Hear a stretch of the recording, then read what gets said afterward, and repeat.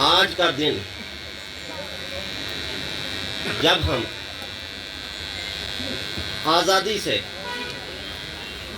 सांस ले पाते हैं, ये दिन हासिल करने के लिए जिन शहीदों ने,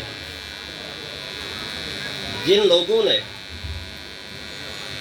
कुर्बानियां दी हैं, हम उनको आज सलामी पेश करते हैं, क्योंकि उन लोगों के बिना अगर हम उन लोगों को याद किए बिना आज का दिन सेलिब्रेट करें तो ये बहुत ही नाइंसाफी होगी।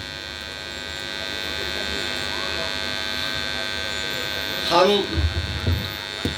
जिस तरीके से आज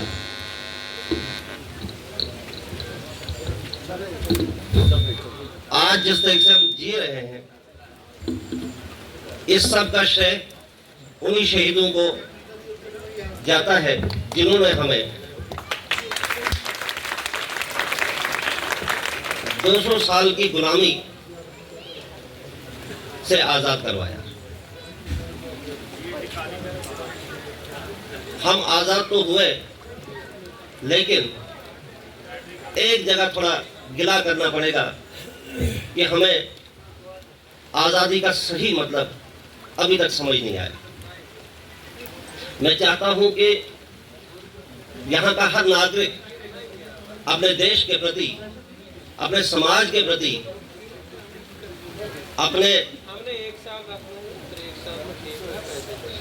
अपने समाज के प्रति उसी तरीके से काम करे जैसे आप अपने घर में काम करते हैं।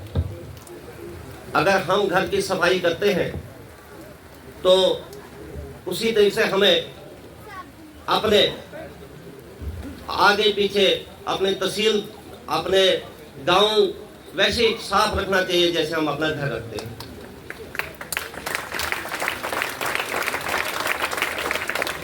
आपको ये बताता चलूं कि जिसको हम डेमोक्रेसी कहते हैं, खैर भारत में तो आज़ादी 47 में मिली, लेकिन ये आज़ादी वर्ड, ये शब्द जो है आज़ादी, जो लफ्ज़ आज़ादी है, इसको पनपने में, इसको बनने में लाखों लोगों ने अपनी कुर्बानियां दी हैं। लाखों लोगों ने इस कुर्बानियां दी हैं। आपने हिस्ट्री में पढ़ा होगा कि किस तरीके से हमें पहले लोगों को, जो बड़े बड़े होते थे, अमीर लोग होते थे, वो गरीब लोगों को गुलाम बना के रखते थे। तो इस आज़ादी को जिस तरीके से हम आज हैं, इसको थोड़ा सा समझें, इसको थोड़ा सा अच्छी तरीके से प्रैक्टिस करने की कोशिश करें।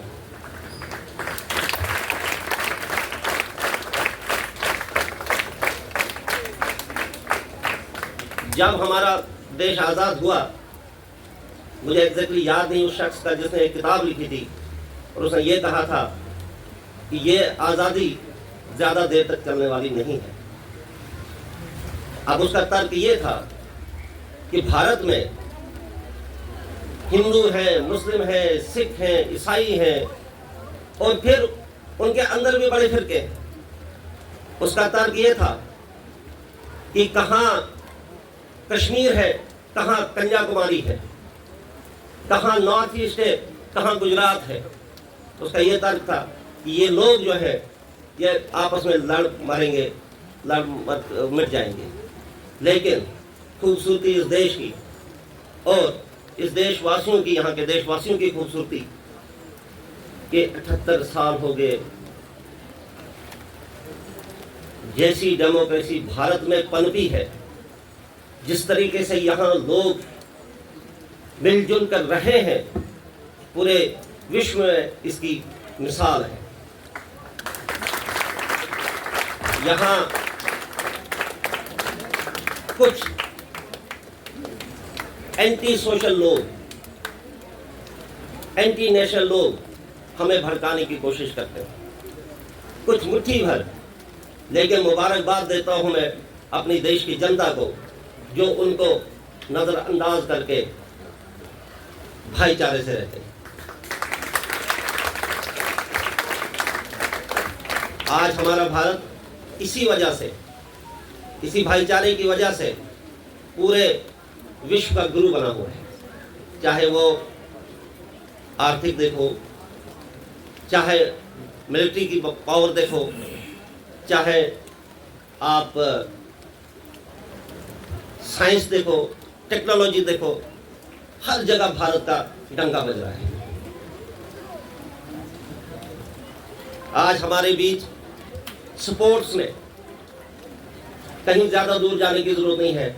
आप ही के बगल वाले जिले से हमारी शीतल देवी हमारे पास है।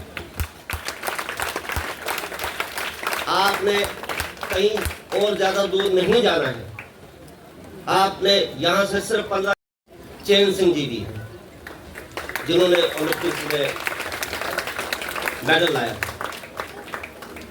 अगर हम आजाद नहीं होते तो मैं नहीं समझता हूं कि शायद ऐसे इलाकों से ये हीरे पनप के आते हैं।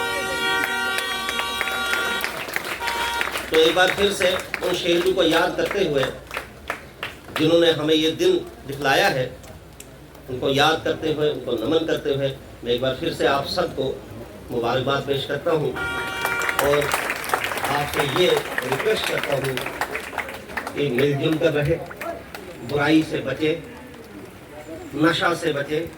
जो हमारे बच्चे हैं इनको मैं खास कर कहूँगा कि बुराई से बचे, भलाई की तरफ जाए, पढ़े लिखे। और जो इनके वालिदैन हैं और बाकी जो लोग हैं उनसे भी ये रिक्वेस्ट करूं कि देश के लिए, अपने समाज के लिए थोड़ा कंट्रीब्यूट कीजिए, बढ़ चढ़ कर हिस्सा लीजिए। जय हिंद, जय भारत।